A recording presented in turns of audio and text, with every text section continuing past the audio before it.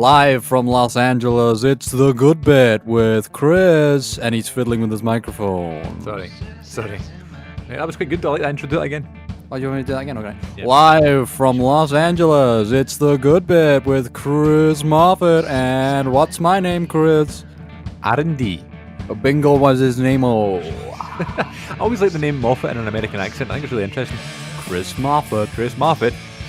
It's quite a Scottish name, you know. Chris Moffat. That's my Phil Spector voice. He just died, you know. What did he really? Who's that? Hi. Phil Spector? I'm not familiar. A music producer.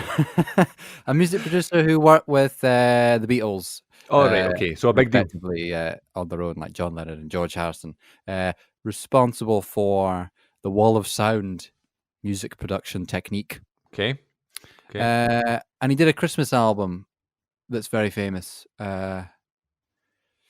Can't think of any songs that are on it now, but he's famous. Band-Aid? He's famous, and he's died in prison. In prison? Yeah, he killed someone, actually. He killed someone, I think. Oh, yeah, I see. It's not a laughing matter. I think it was COVID as well. Oh, really? That is not a laughing matter. Who is your favourite Beatle? George Harrison. Okay, I like that. The one no one remembers. Yeah, Well, okay. Well, yeah, the lay person may not remember him as well as John. Yeah, like he wasn't the main star. Yeah.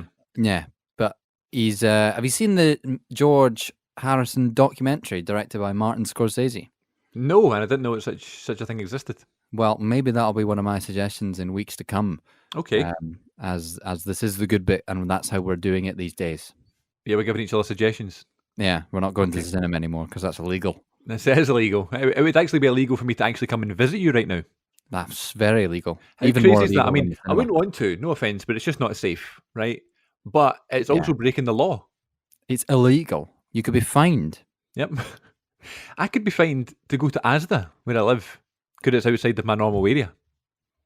You can't go to... No, come on. I mean, technically I can go to Asda to get shopping, but it's like if it's non-essential, then I would be fined for that. But I guess shopping's essential. So if you come out with like a magazine, excuse me, no, it's essential. It's essential. I read this. Yes, I need this for my weekly consumption, and it would be I fine. don't know what that impression was of you. Was that supposed to be me? Do it again. I need to read this. This is very essential for me. No, I can't do it. That sounds like That's not Rafael me at Nadal. all. Oh God, I feel offended. Well, this is the good bit, ladies and gents. Welcome in. We are in for season 2, episode 3, kinda. Our second film this week, or this edition. We're going to be chatting about Rian Johnson's 2019 murder mystery, Knives Out, which was my choice. And you might be wondering to yourself, Knives Out wasn't the one you discussed last week, and we know that. We had a bit of technical issues last week, didn't we? Oh, I see. Yes, because we said we're going to do Jurassic Park. Yes, you asked me what's the next one we're going to do, and I said let's do Jurassic Park because I think that would start some good discussion. And then we realised that it's not available anywhere to watch. Well, no, I think literally when you said that, it was. Really? I mean, this week it's been taken off Netflix. Well, I know Jurassic World's on Netflix, but exactly they've got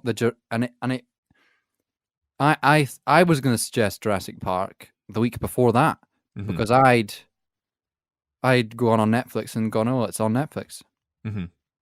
Tragedy has struck. Tragedy. But before we get into Knives Out, I mean, Knives Out was my substitute, but just in general, how have you been this week? How did you find the feedback from last week's Indiana Jones episode? Are you happy to be back in the saddle? And are you happy to be continuing on with the new season of The Good Bit? Do you know what? When I watched Indiana Jones last week and we did the pod, I was reasonably happy to be doing the podcast. I was okay to be watching films. Yeah. But I'm going to say this week in particular, we've started off with a bang in this podcast and watching with this particular episode. Yeah. And the mood of me is shifted. Oh, I like this. Yeah, because and watching Knives Out shifted, I think, my entire year. Okay, now we're only in January, so I'm hoping that's a good shout. That's the idea.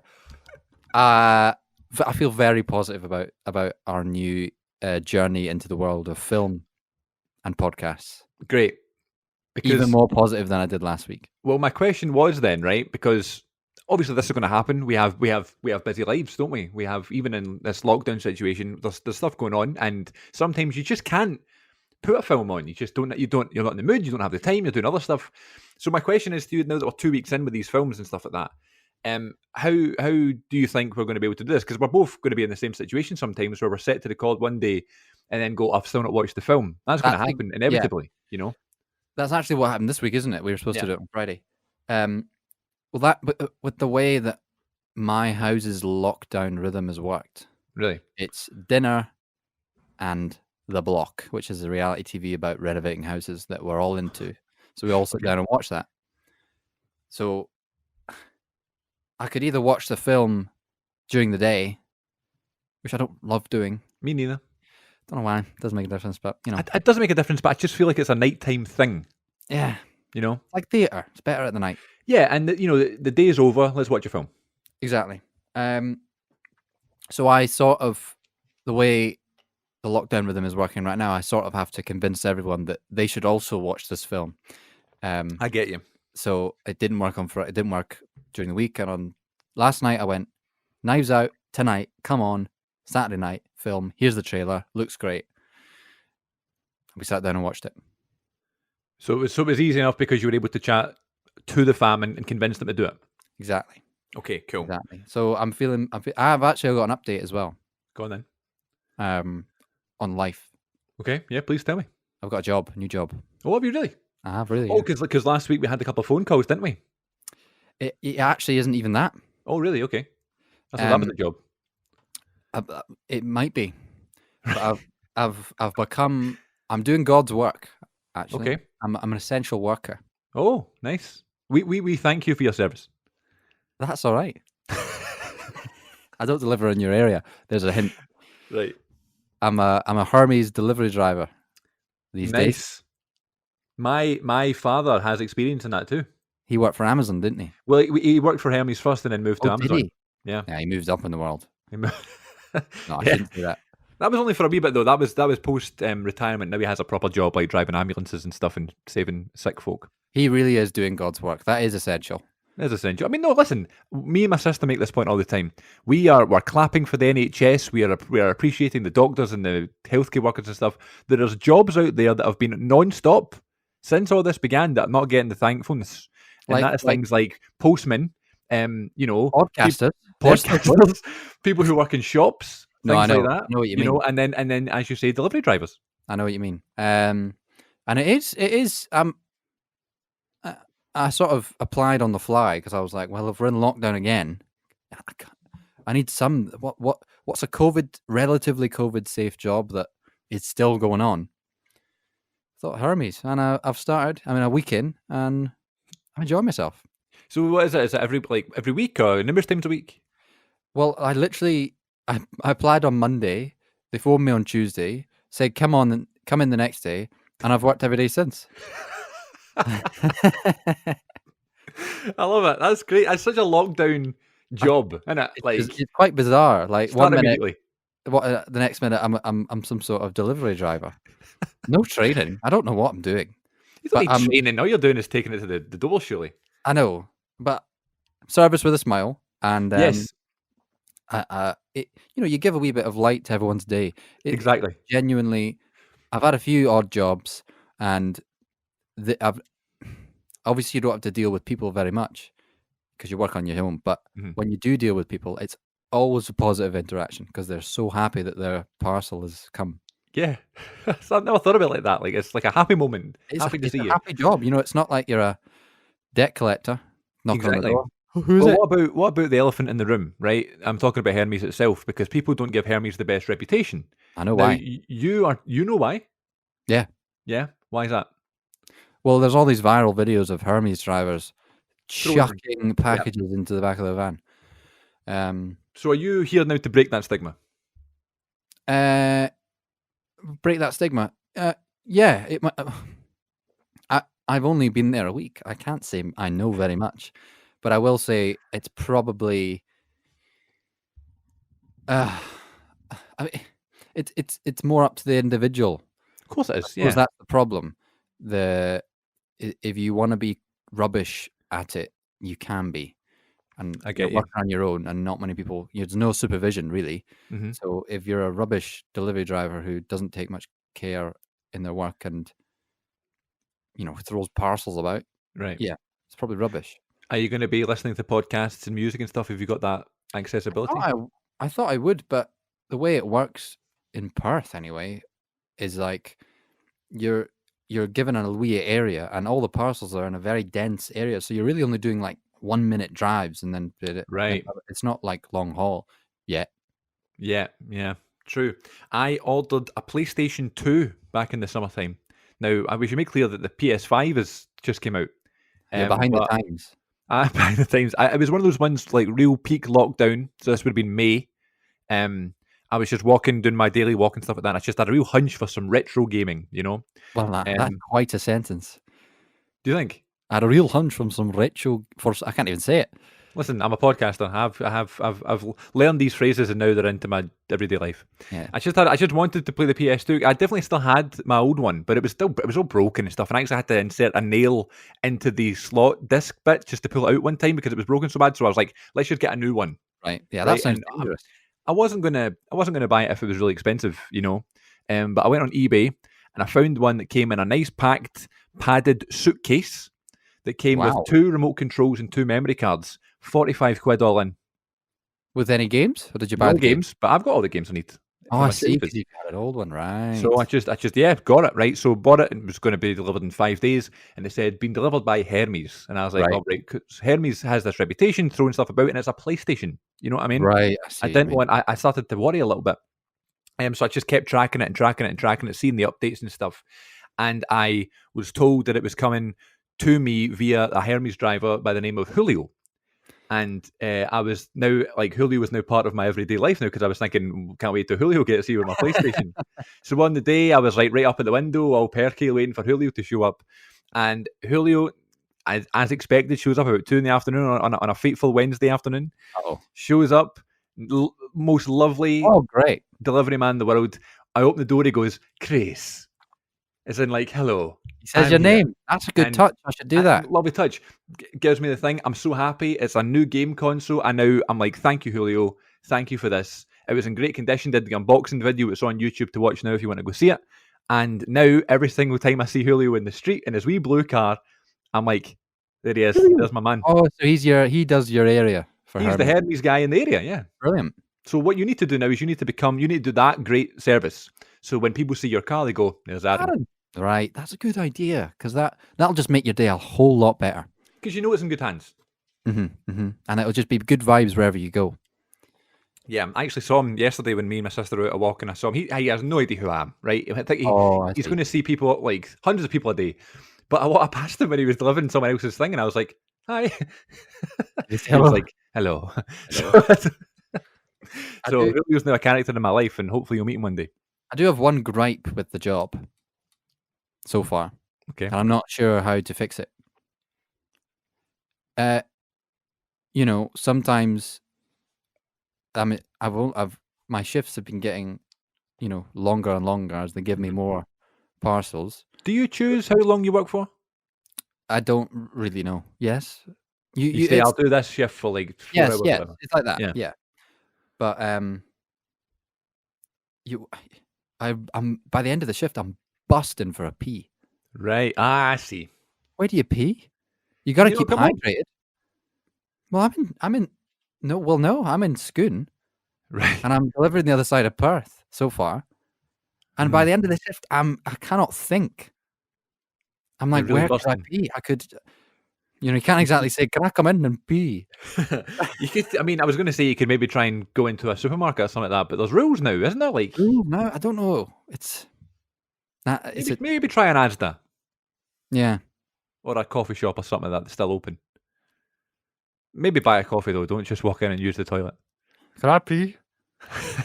Well, are you going to buy something? No. Well, I will if you let me pee. So yeah. But listen, I'm proud of you. That's a good job to have. It's something that you can always, I'm sure will have stories attached to it that you can bring to the pod.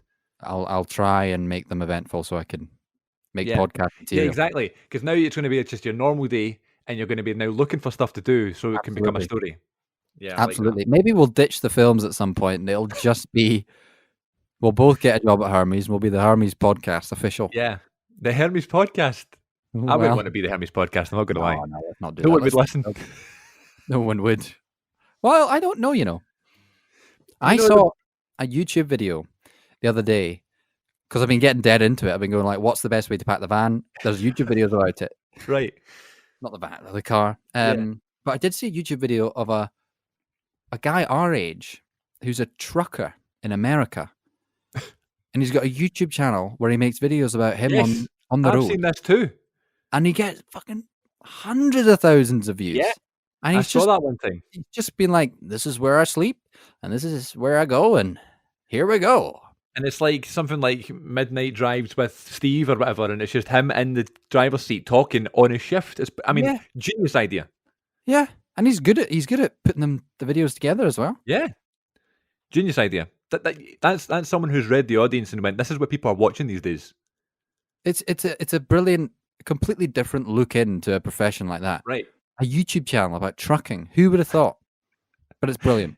You know, I like the comedian Lemmy in this country. Yes. You know Yes. Lemmy. He's on Twitch a lot. Euro And Truck he, Simulator. he does Euro Truck Simulator, and it is one of the most entertaining yet simplest things you can ever watch. I want that game now. I've been Yeah, watching me too. it. I looked into it. I even looked into the steering wheel and everything. How much is a steering wheel? It's quite expensive. It actually stopped me from buying it. How much is it? Do you remember? I can't remember. 60 quid or something just for the wheel. Oh. Mm. Do you get So I pedals? was like, you don't need the pedals, but you can. I think they do become part of the game. I can just imagine that being so relaxing. Switch your mind off. Put a podcast on. Put some music on. Even put a film on. You're not supposed to be watching things when you're driving right enough. It's dangerous. Oh gosh. Anyway, shall we talk about the film? We should talk about the film. That's 20 minutes and we've Yeah, that's actually what I was hoping for the length of the episode. No, I'm joking. Oh. No, I'm joking. You're Right, still, so this week's you're still here. We're now Yeah. going to talk about the film. Ross Martin, Exactly. are you still listening? Ross Martin. That's the second shout out you've had. We love you. About 20 minutes into every podcast, I'm going to say, Ross Martin, are you listening? And one of these days, he's going to listen all the way in. He's And going to be pleased. we'll get a Snapchat late at night, Yeah, you yeah, know. yeah, yeah. and it'll be him. Leanne, are okay. you listening? I bet she is. Who's listening? Leanne. Leanne is listening. Leanne loves us just as much as we love her. Yeah. My Yeah. manager at Hermes is called Leanne, actually. So there you go. Did it remind you of our Leanne? I think of you every day. Yep. Yeah, I do too. Hope you're doing well. She's doing a Star Wars marathon this week with her whole is family. she? Yeah, That's a great idea. yeah. But we don't have time for that. We've got these films to talk about. No, we need to talk about highbrow films. Come on, let's go. Highbrow films. All right. Well, this is Knives Out, ladies and gents. I said that as if we're about to start showing you. I'm not going to do that because we would not be allowed to do that. No. But this is the film of the week, and the reason I chose this one over Jurassic Park, other than the fact that Jurassic Park was unavailable to see, is just because it was a release from 2019 that was on my list of the top 10 of the year. And I hadn't seen it since. It was definitely due a rewatch because I said at the time, once I saw this film in the cinema, this will be the perfect film to watch a second time and watch more than once just because of the nature of the story. And watching it this time, I was like, I need to watch it. And I don't think you had seen it before. Is that right? Nope, never seen it before. Because I think we were talking about it on the top 10 of 2019 episode that you were kind of asking what's the story about and that sort of thing. And you said you all said I'd really like it. Yeah, and the other people on the podcast with us, which was you and Leanne, were shouting at me for particularly maybe giving you a spoiler. I didn't think I did, but if you did, I can't remember. I Okay, couldn't good. remember. So it was definitely time to rewatch this. So I suggested this one to you for this episode. And Sorry, but throughout the film, I was remembering that you did give me a potential spoiler, and I was trying to remember like what you said. I was like, did you say it was her? I know, but I It's kind fine. of gave you a mild spoiler, which isn't really a spoiler. But the when that Leanne and Ewan went, "Oh, don't spoil it," that kind of made it more of a spoiler. The fact they reacted like that, but Yeah, it's fine. yeah, It's back in the day now. So yeah, Knives Out 2019. Rian Johnson, 2 hours and 10 minutes. With stars such as Daniel Craig, Chris Evans, Michael Shannon, and the amazing Ana de Armas. Thoughts? Well, like I said, I just have not been into movies since COVID, to be honest. I just haven't been able to get into watching new movies. I've just wanted comforts, Star Wars, Indiana Jones, clearly, Lost. last week, Lost TV, reality TV. And I've been I've neglected my passion for cinema. Also, because you can't go to the cinema. Right, yeah. I can safely say that this film has reignited the spark, the passion, the will, the drive to explore and experience cinema. There you go. I was really hoping you'd say that because I think on watching this for the second time in my life, this is one of my favourite films of the last 5 to 10 years. Wow. Yep. I didn't say that first time. It was maybe number 8 on my top 10 or something. But it's Now I'm climbed up. like, it's well up there. Yep. Well, so we say spoiler free. We won't spoil it. We don't actually need to talk about it. I feel like if people are listening to this episode, they've probably seen it. Yeah, true. Well, we'll We can dance talk- around. We can. Yeah. We'll see. Do it. With If we're about to spoil it, we'll say, but we'll try not to. I found it when you said Knives Out. I hadn't seen it. I was in this funk about not watching movies. I was in a rhythm. I was like, okay, right, I'll just sit down and convince everyone. Let's just sit down and watch this film for this podcast. Come on, let's go. And yeah, about within the first 5 minutes, I was like, oh, I remember why I love films, and I actually remember why I want to be an actor. Yeah. Yes. It's brilliant. It's a brilliant story, brilliantly told, unbelievable direction, I must say, even though Absolutely. I wasn't a fan of The Last Jedi. Although I kind of want to go and rewatch it now. I'll tell you why. He's a talented boy, Rian Johnson. Rian Johnson he must think about films in a different way. So He before he did a couple of episodes of Breaking Bad, and he did Last Jedi and that sort of thing. He did a film called Looper, which was quite under the radar and that sort of thing. And I'd heard of it but never seen it and that sort of thing, and didn't really get too much attention. So he's still essentially a newish director. Yeah, that just so happens to have Breaking Bad and Star Wars under his belt. I know. You know, Breaking Bad, one of the most popular TV shows of all time. Star Wars, one of the most popular franchises of all time. So it's two big names. Then he goes and writes this film and directs it. Yeah, he wrote it. I think. Complexity. Listen, I think the writing is the best thing about this film. That's the thing, and I watched it and I didn't actually realize he'd written it as well as directed it until the titles came up at the end.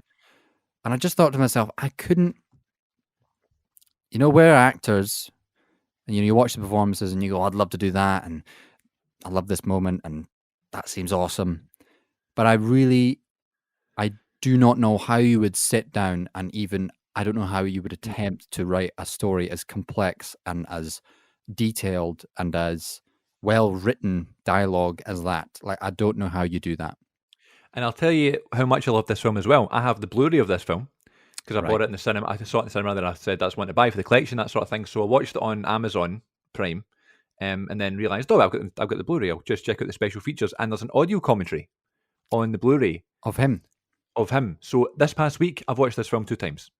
Seriously, twice. I watched the well, it's different, isn't it? Like, so I watched the film first time, not really remembering everything. First time since the cinema, which was about a year and a half ago, all that sort of stuff. So that's me remembering the story and realising how much I enjoyed it. Then I watched it again with the audio commentary and just the wee details, the information he's got about casting, the idea that he had about a murder mystery that you kind of find out who done it early on in the film.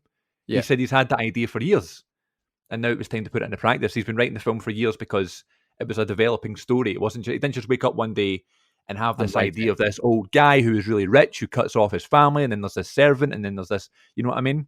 Yeah. It'd been a work in progress, and he said he was very happy that he took his time with it and let it breathe, because now he's got this film that is literally a bit of everything. It's funny and it's dramatic and there's plot twists and there's great music, and I just think it's brilliant, and I'm so happy we watched it for this thing. Me too. And I think I particularly enjoy watching films. Well, films that particularly inspire me are films where the acting is sort of, I don't know, how do I put it? It's sort of part of the Experience, the lure of the movie, right? And kind of part of the story. Even the acting should always be part of the story, but it's an actor's film in a way. Obviously, more than actors can enjoy it, but it's a film that gives itself space almost like a play, Mm-hmm. for the actors to take risks and experiment and bounce off each other. I don't know what the actual process was like, but it just seemed like a real kind of like August Osage County, like we talked about last time. I know that process was particularly there were rehearsals, and it was Right. you could just feel that through the screen. Maybe there wasn't in this, and they were just doing an amazing job. But I just felt the characters that they all created and Rian Johnson wrote were just so clear and so brilliant and so archetypal, but at the same time, you believed in it. I Yeah. just thought that balance was struck brilliantly. Um, I did have a slight issue with Daniel Craig when he first started speaking. Yep. Tell me more. I just didn't believe in his accent.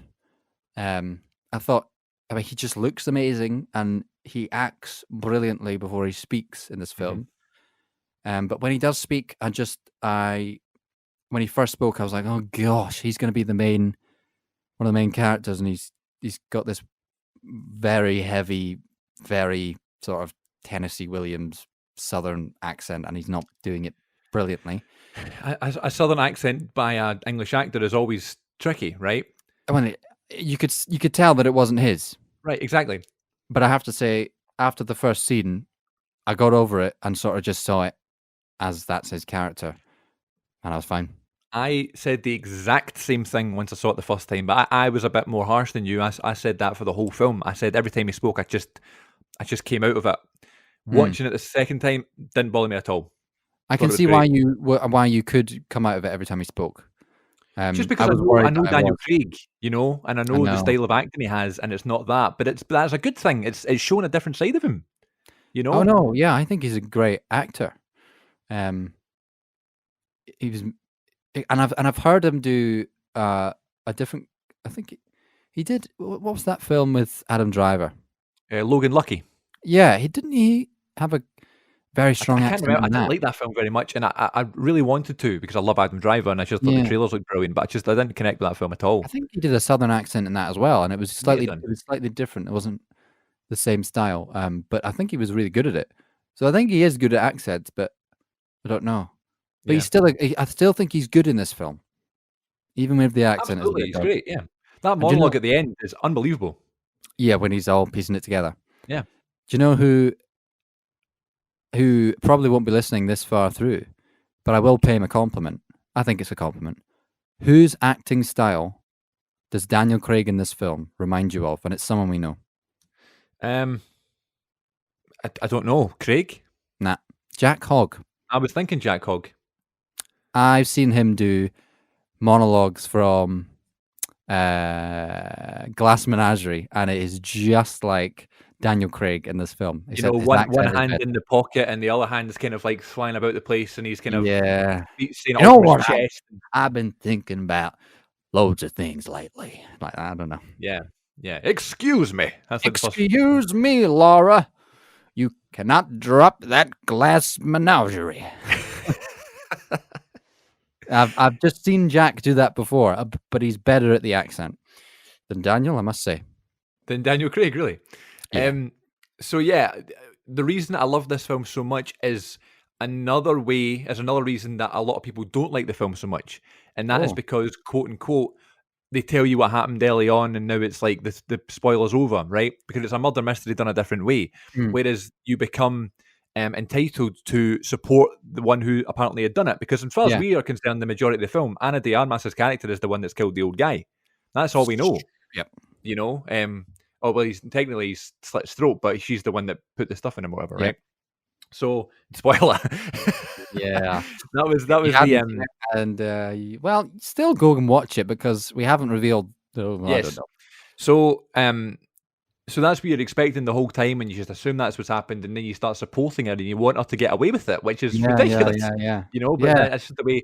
I mean, I don't know if her being so sweet and just so innocent and just brilliant. I don't know, but the way the story's told is that she's not a bad person. She's actually a very good person, and it She's was a just total accident yeah. and all that sort of stuff. You know, but then you come to realize that maybe not all is what it seems. The spoiler that I gave you on that podcast before is I said it was really refreshing to see Chris Evans play a bad guy.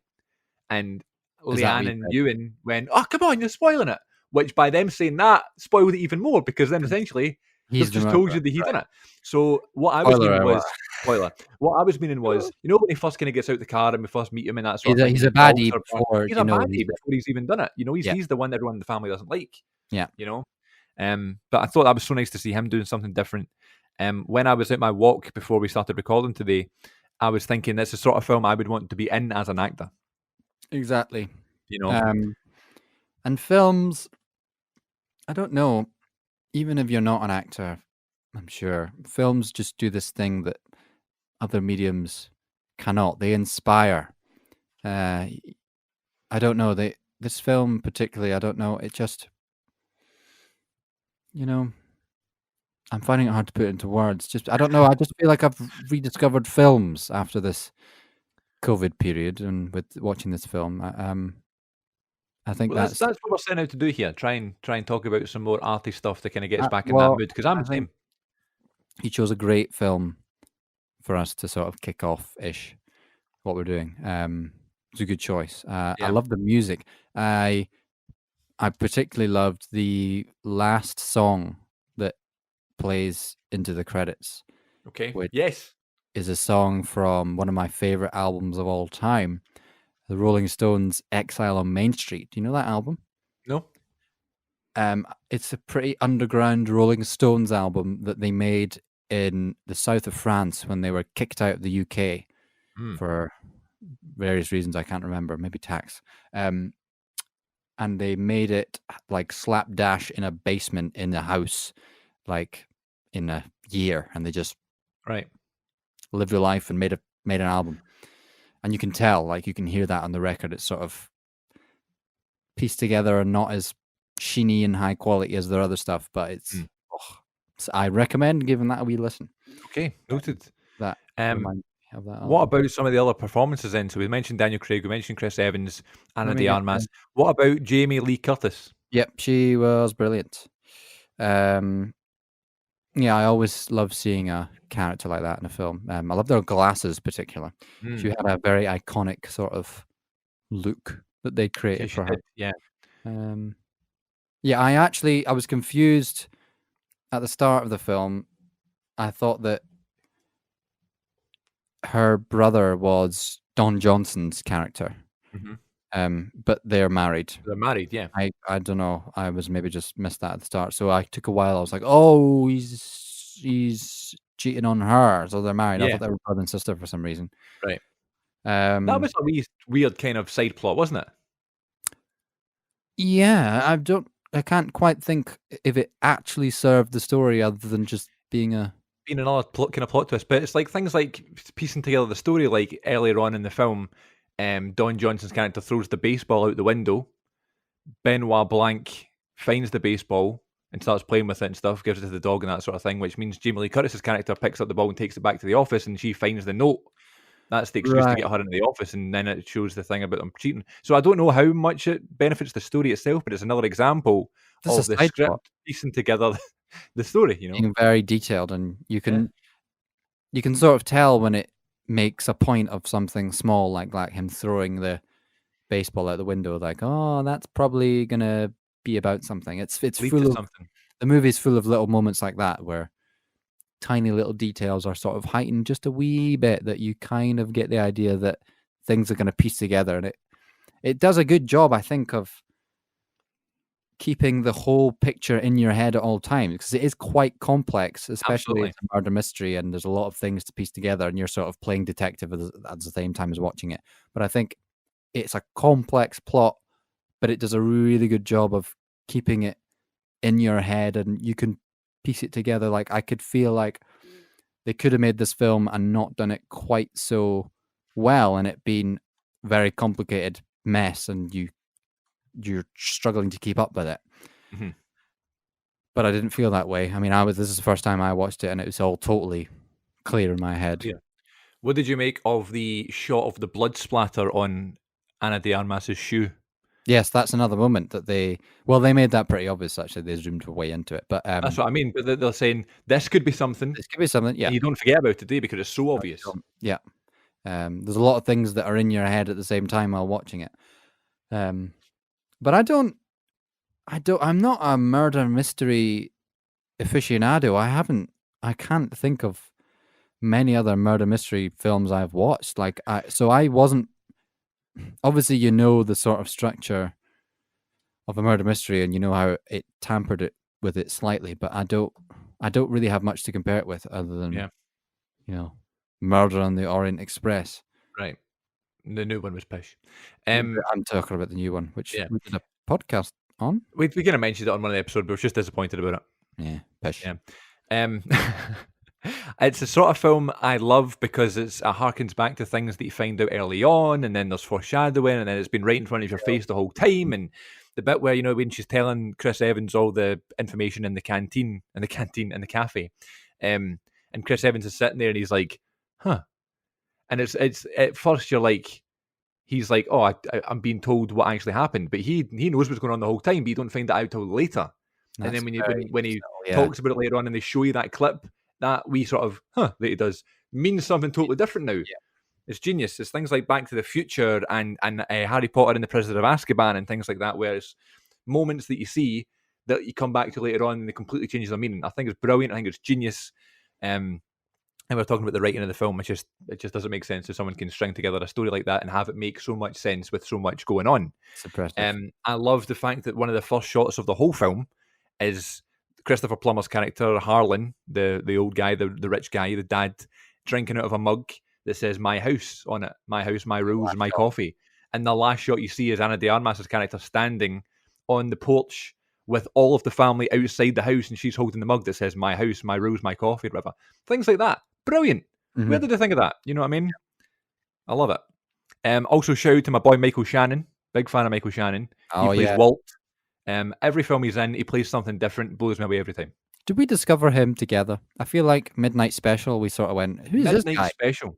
Absolutely. Right? Midnight Special. Yeah. Was he in? No, he wasn't. Was he in Hell or High Water? Yes. He was in that, and he was also in Nocturnal Animals. Oh, was that the Jake Gyllenhaal film? Yeah. I haven't seen great in that. Oh, yeah, that's a good one. We should do that for this pod. That's a good point. What are we going to do next, Chris? It's my shout, isn't it? No, it's mine, isn't it? It's your shout, yeah. Are we finished talking about the film? I don't know. I just wanted to mention other characters. What about Toni Colletti's character playing Joni? She's the one that kind of comes and checks on them all the time, and the kind of snobby rich one. Yeah, she was funny. She's great. Very I funny. think her accent was very good. Mm-hmm. When obviously it's not hers, and you compare it to maybe old Daniel. She did a great job. What about Frank Oz making a wee cameo? That's Frank. I knew I recognized him. The lawyer. The lawyer with the voice. Oh my! There's Yoda sitting right there. There you go. I knew I recognized him. Yeah, Frank Oz. Just what I'm trying to make the point of here is that it's such an amazing cast, and it's the kind of cast you go, really? Chris Evans and Daniel Craig and this new actress who's now a Bond girl. It's just like comes out of nowhere, and I just don't think the film got enough credit when it came out. But I was one of those people that didn't get enough credit for it. I was like, this is a great film, but it's nothing special. And now I'm like, I'm going to rewatch this film loads now. Yeah. And I will say this to you. Now you've seen it one time. Check it out again.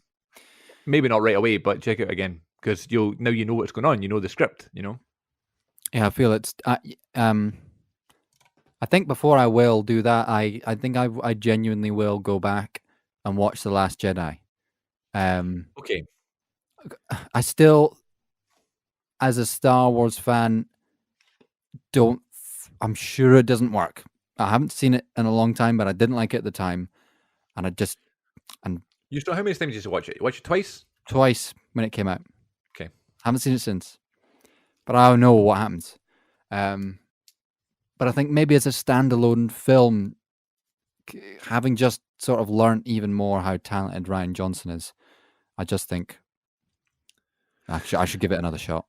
I'm one of those people that understands the negativity towards Last Jedi and the hatred and that sort of thing. But I was very much one of those people that just appreciated what he did with it. and just I loved the risks he took, and I thought some of them were pulled off more than others, and I thought that people were too harsh on certain things and certain characters. Where it's like not everything has to be by the book, and although it's Star Wars, it is okay to be. It's a new generation, it's a new time. It's nice to kind of have different style of filmmaking. It doesn't need to be like Empire or whatever, things like that. Like I always kind of when I hear those arguments that it didn't work and it doesn't make any sense, things like that. I just always try to fight that argument. But I understand when people don't like a film. It's not my. I mean, I like the film. A lot of people didn't like the film. That's fine. Yeah. It's not my right to say, "Oh, you're wrong" or whatever. No. But I do think all films should be given more than one or two chances. I think you What like do you it more think? this time. Yeah, I probably will. I probably will. If you just look at it as a bit of art, I not remember. Star Wars. Yeah, that's the thing. Because I loved the Rise of Skywalker when I first watched it, but now I don't. You don't love it now. No, I've changed my I tune on it. I feel like I agree with you somewhat. I still really enjoy it and that sort of thing, but I definitely loved it more at the time. I just loved the experience of going to the cinema and watching a Star Wars film. But I think when the novelty of it being new and exciting wears off, there's a lot of cracks in that film. I knew this would happen. That every episode we're going to end up finishing on Star Wars. I don't know how that. Well, come on, Rian Johnson, it's top. Yeah, fair. I mean, Last Jedi, I think, outside of Star Wars, is one of the most controversial, talked about films of the last 10 years. Like, it's such a big deal, especially in Hollywood. Like, I think it represents a lot in terms of risk taking and Disney and right films in general. I think it's a big deal, even outside of Star Wars. I think it is worth talking about. He mentioned Last Jedi in that audio commentary. He doesn't mention it much, but he just brings up and says this is the first real thing that I've worked on since Last Jedi, or maybe he said something like he finished the script right before Last Jedi came out or something like that. So obviously Last Jedi was 2017 and this was 2019, Knives Out. So there is a big gap between them. Yeah. So I wonder how he matured, how the Last Jedi backlash, affected him, because I don't think he deserves nearly the amount of abuse he gets. Yeah, I'm not sure what he thinks of it. You never really hear that. I bet he just fucking is done with that. He's like, right, I made it, move on. I'm gonna make this murder mystery that I really care about. Yeah. And you can piss off with your hate mail. Well, I enjoyed Last Jedi. I think it's great, and it's just the wee details that you see in Knives Out. There is wee details that stand out in Last Jedi that you don't notice until you watch it more than once. Which don't happen in other Star Wars films, I don't think. Maybe it should be next week's I don't film. know. I don't know. I kind of want to do Star Wars in like a chronological order. What do you mean? Like what? Start with Phantom Menace? Ugh.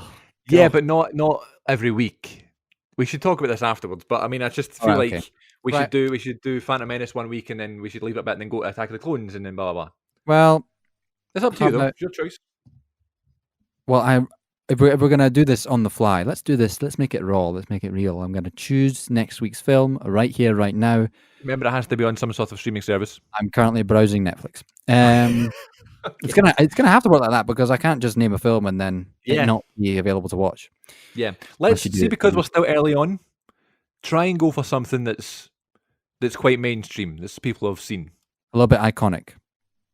I mean, I know Knives Out isn't particularly iconic, but it's recent and people saw it, and it's on Netflix, or it's on Amazon, I should say. I'd like to do something that I haven't seen, because that's what it's all about. Yeah, but also it's nice to revisit things. Look at me with Knives Out. It's now one of my favourite films of the last decade. I know, true. Wow, I can't get over that statement. Yeah. Oh gosh, I want to do Last Jedi now. I've said that. Listen, it's on Disney Plus. So you want to do Last Jedi? We'll do Last Jedi. It just seems a bit random. We're starting with the 8th film of a series. Yeah, but it's such a. I don't know. It's got me thinking about it now. It's such a huge film. Love it or hate it, it's momentous in its impact. Yeah, I don't know. I'm still deciding. Listen, if you think of one, right, and then during the week, if you want to do Last Jedi, you can text me. But That's That is the 8th film of a series. Then we're doing okay. on So I'm episode going to 3. say this. I'm going to pick one now off Netflix, but I might change my mind, and I think maybe we should do Last Jedi. We should do a poll on Twitter, and no one will care. We don't We even could have do a a poll on Twitter. Twitter. We would get a couple of votes on Twitter. At the Good Bit Pod, by the way. Do we have a Twitter? Of course we do. Do you tweet? Not often. We've not done a good bit in a while. That's true. I don't know why you'd be using the Good Bit Twitter when we're not doing it. I've been posting cryptic pictures of us. Yeah, so I did see Being that. like I like that. the return question mark and all this. Yeah. Oh, I've got one. Okay. What about the Peanut Butter Falcon? Sure. Never seen it before. Me neither, but it came out. I think it was released in America in 2019. It may have came out here in 2020. So it's a very recent film. It's a small film. It's got Shia LaBeouf in it and Dakota Johnson, and I think it got brilliant reviews. It was definitely an indie film, so I don't know if it's not mainstream enough. That's fine by me. Yeah, recent. I'm happy with that. Let's do that. I would prefer to do that than Last Jedi, if I'm honest. Why? It's just Last Jedi is going to take so much effort. Why? I'm going to have so much to talk about with it. That's the idea of a podcast. Okay, right. So what are we doing? The Last Jedi or the other one? If it's up to you. Maybe you should. It's not up to me. It's your choice. Yeah, Maybe we should watch Last Jedi because you're in the mood to watch it. Well, I am in the mood to watch it. Here's the thing. You know, you can watch a film and we don't need to do the podcast about it. You can just watch it if you want. Yeah, but I would also like to talk about it. We could just have a FaceTime. We don't need to record. I just think maybe we've got a lot of Star Wars energy to get out after this lockdown period. Maybe we should just do a Last Jedi episode and get it off our chests so we don't make every podcast come back to Star Wars. Okay. Right. Okay. As of this moment, I'm going to say Last Jedi. Why not? Okay, fine. We'll do Last Jedi next week. Deal with it. We'll do Last Jedi, and then I'll pick one, and then we'll do the Pineapple Express or whatever you said there. The peanut butter sandwich. Peanut butter and jelly sandwich next week. Okay, right, fine. Let's make a decision now. We're doing on episode 3 of a podcast. We're doing the 8th film of a franchise. On the first one we did Indiana Jones. That's random. Yeah, it's the first film of a franchise. No, honestly, it's fine. We'll do Last Jedi. I'm happy with that. I think that's a cool way to start. I don't know. Okay, and also it'll be nice because now you've mentioned Rian Johnson, you appreciated his work in Knives Out. You're going to go in here with an open mind. Yeah, and it's organic. It's just the one I want to go to next. Fair. That's all. That's all it is then. Yeah, your choice. That's the one you want to go to next. We'll do it next time on the Good Bit Podcast with me, Chris Moffat, and this Aron Dockett. It's going to be Star Wars: The Last Jedi. Hold on to your butts. It's gonna get heated.